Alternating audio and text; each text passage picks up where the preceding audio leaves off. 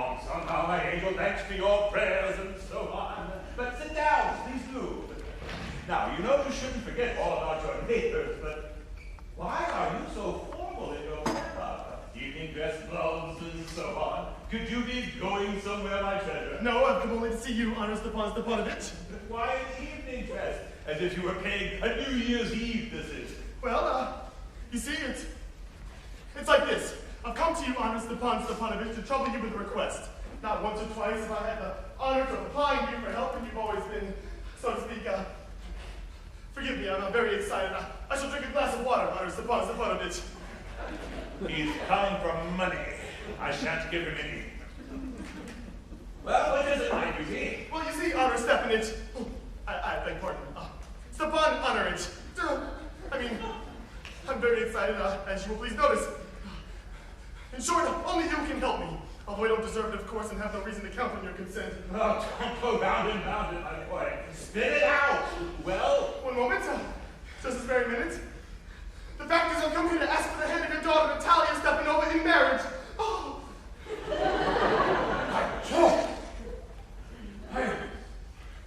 Say it again. I didn't hear it all. Have the honor to ask for the hand of your... Oh, my dear fellow, I am so glad and so hard. Yes, indeed, and all that sort of thing. I've been hoping for such a long time. It's my continual desire. And I've always loved you, my boy, as if you were my own son. Oh, may God grant you his help, his love, and so on.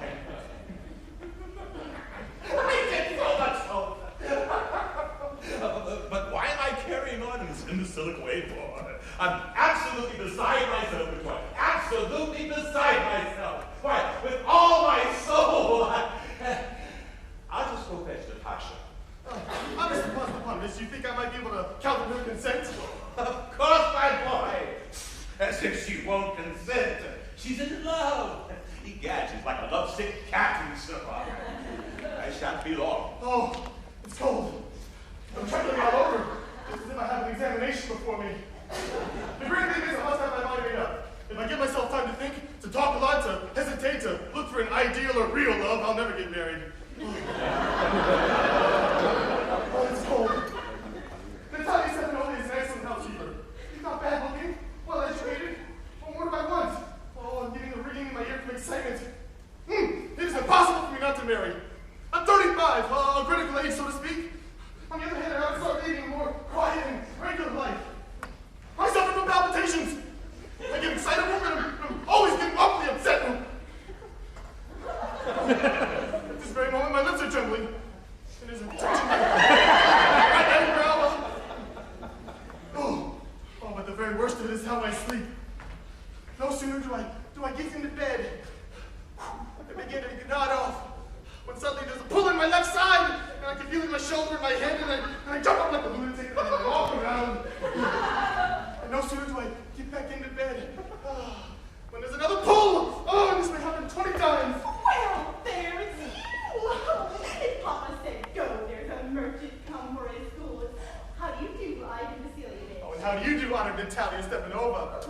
You must excuse my apron and negligee for shelling peas for drying.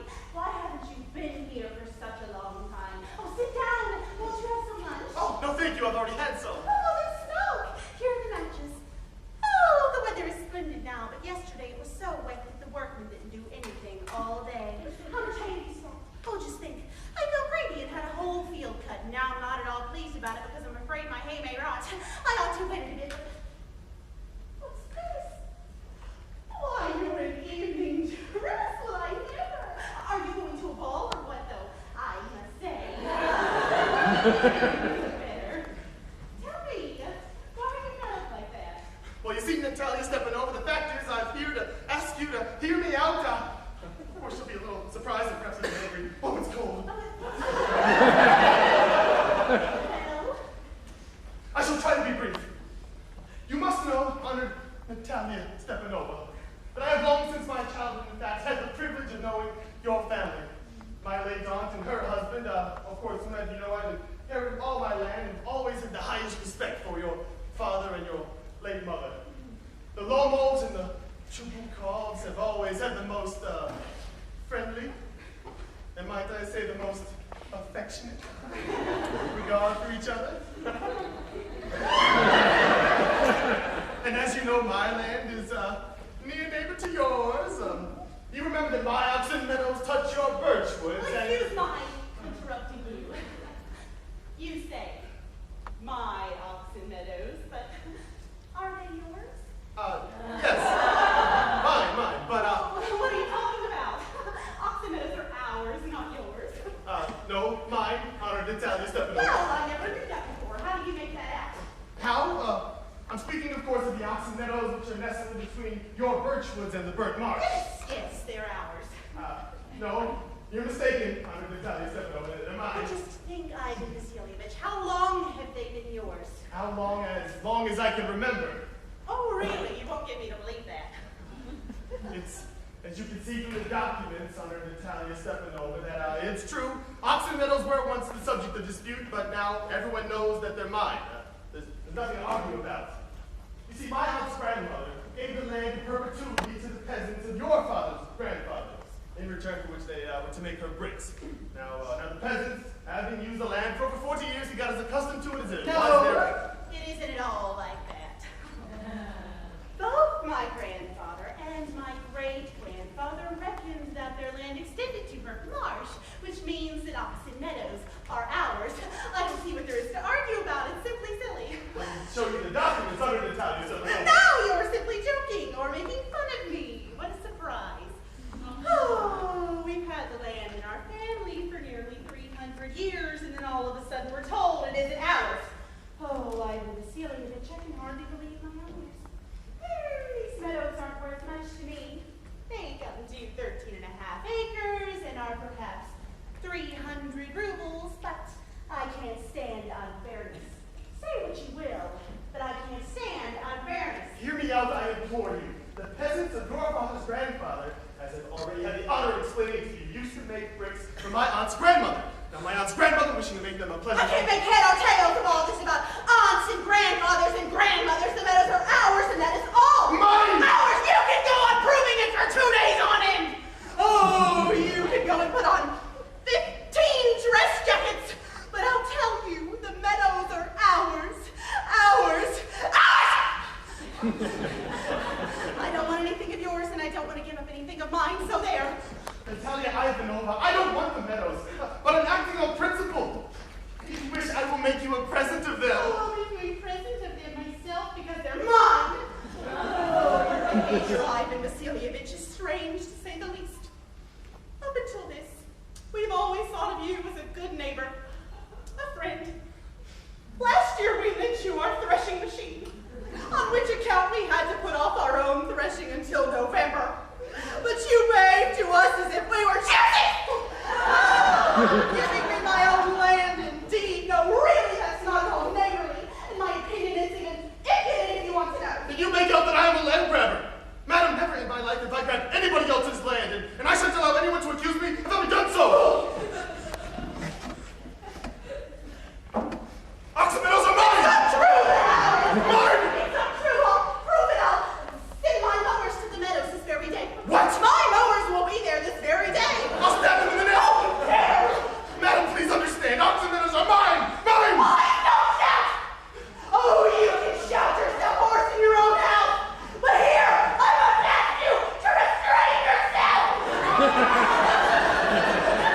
Madam, if it wasn't for this excruciating confrontation, if my whole insides weren't upset, I would speak to you in a different way. But oxen meadows are mine! Just mine! What's the matter? Why all the shouting? Oh, Papa, please tell to this gentleman who owns Oxen Meadows, we or he. Darling, the meadows are ours. But really, Stepanovich, how are they yours? Do be a reasonable man. My aunt's grandmother gave the meadows for the temporary and the free use to the peasants of your father's grandfather. They haven't used the land for over 40 years. I precious that you forget just this, that the peasants never paid your grandmother to know that because the meadows were in dispute and so on. And now everyone knows that the meadows are ours.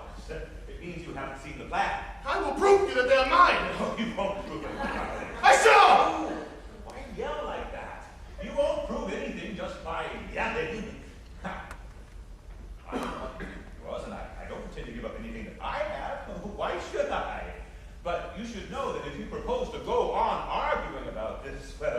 I would much sooner give up the meadows to the peasants than to you. There! I don't understand. How have you the right to give away somebody else's property? You may take it that I know whether I have the right or not, because a man, I'm not used to being spoken to in that tone of voice. Young man, I am twice your age, would ask you to speak to me without agitating yourself and so on. No, you just consider me a fool and want to have me on. You call my land yours, and then you want me to talk to you calmly and politely. Well, good neighbors don't behave like that, Stepan Stepanovich. You're not a good neighbor. You're a land grabber. Papa, send the motors to the meadows at once. What did you say, sir? Oxen meadows are ours, and I shan't give them up. Shan't give them up. Shan't give them up. We'll see. I'm gonna take this matter to court, and then I'll show you. Oh, you can take it from me. Yes, you can. I know you. You were just looking for a chance to take something to court. You petty father. All your people are like that.